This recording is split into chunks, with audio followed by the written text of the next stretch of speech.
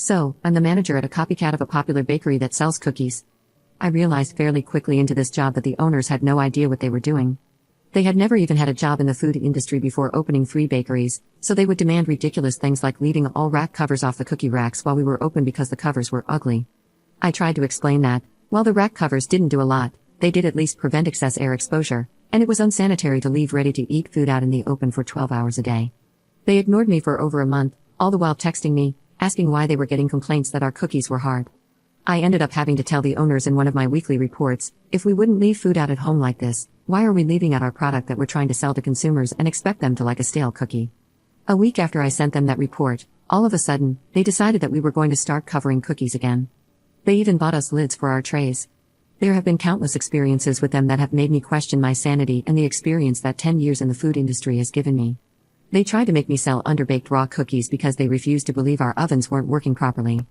I had to reach out to corporate for validation that the issue was common and was indeed an oven issue, and not a user issue like my boss tried to say. Corporate tried to sell raw ingredients in a cookie dough topping that was definitely not edible and should not be consumed by humans.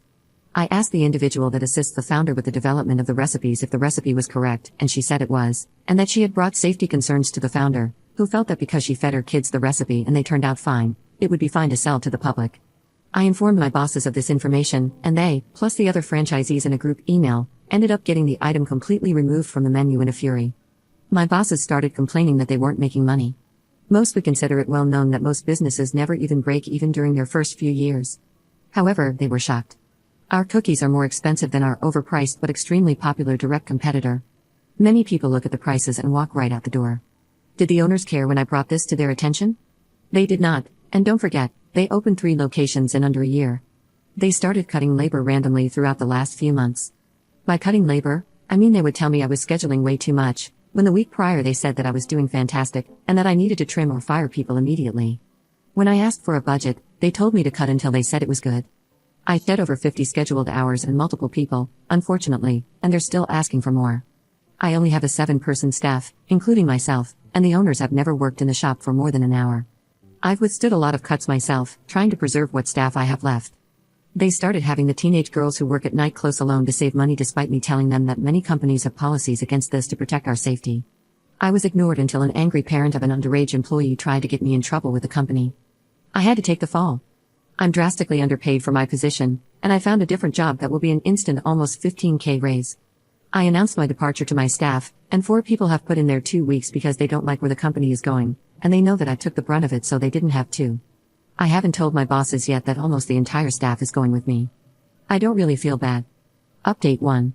This past week was my last week at my bakery job with my out-of-touch owners, and boy has it been a doozy. Upon putting in my 2 weeks' notice, I offered my time to help find and train a replacement, and I also prepped for the upcoming month for them. They have a tendency to hire their managers in the middle of a crisis and throw them in with little training, so I was doing my best to prevent that and told them so. They were acting really weird but didn't say anything suspicious. No ads were posted on Indeed to replace me. My employees were dropping like flies. One of them was a bad friend who messed me over, and the rest all refused to stay if I wasn't there. For months, the owners kept telling me I couldn't staff to what I needed because of labor, but every time someone needed a day off, it would screw everyone over because we didn't have enough staff. There was no one to cover shifts. We were told to be alone most of the time to save on labor, but that left us all doing the jobs of 2 to 3 people. I fought cutting too many hours from certain people because we would be in trouble if we lost anyone. She would always tell me to not let myself be railroaded by my staff, but would also refuse to let me work overtime. If I lost people from cutting their hours, I would be forced to fill in those positions and work overtime. So when I would ask them what they wanted me to do, they never had an answer besides telling me whatever I was doing was wrong. When I could hire, they wouldn't let me hire anyone who wanted more than 15 hours, but didn't want me to hire students due to lack of availability. So basically, I couldn't successfully hire at all because no one wants a job where you are required to have an open availability but get no hours and do the job of several people. This week when I offered to post an ad with a company Indeed profile and assist them with hiring, they thanked me but declined. A big reason why I wanted to find a new job wasn't just because the company was a joke from the founders all the way down. I knew there was no way we were going to stay open for much longer. Our lease was up soon, and we were drowning. I had a feeling that if we closed, I would get 0 heads up beforehand because they never seemed to handle anything in a manner that was appropriate or helpful for anyone besides themselves. My ex-staff and I received texts and calls from the owners today informing us that the shop was going to be temporarily closed this upcoming week, and they basically dismissed the remaining staff. This tells me they likely won't be opening the doors back up. There are a lot of little details that I won't include for the sake of brevity, but yeah. I quit my job, and they shut the whole place down. It's really sad that they wouldn't just work in their own business.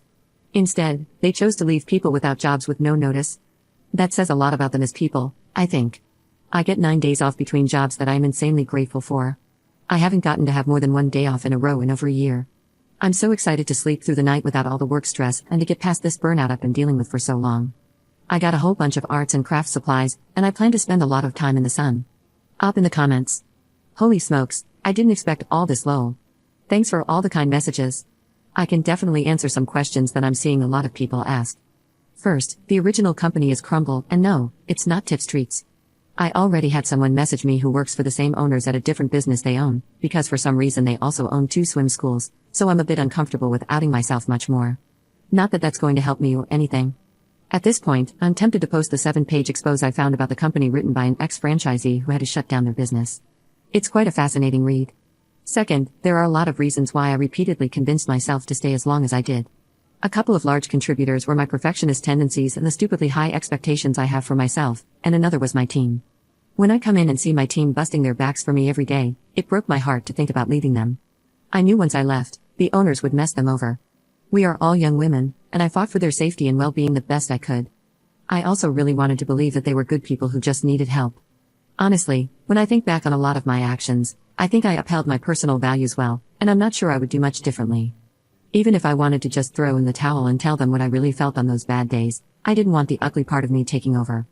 I've been working really hard on that. I'm not a pushover though, even if it looks like it lol. I challenge them on their odd choices quite a lot. I haven't gotten to fully start my new job since today is the last day of my little vacation, womp womp. I got to meet my new boss earlier in the week, and I'm feeling optimistic. If anyone else has any questions, I'm willing to answer them. Thanks so much to everyone for being so kind.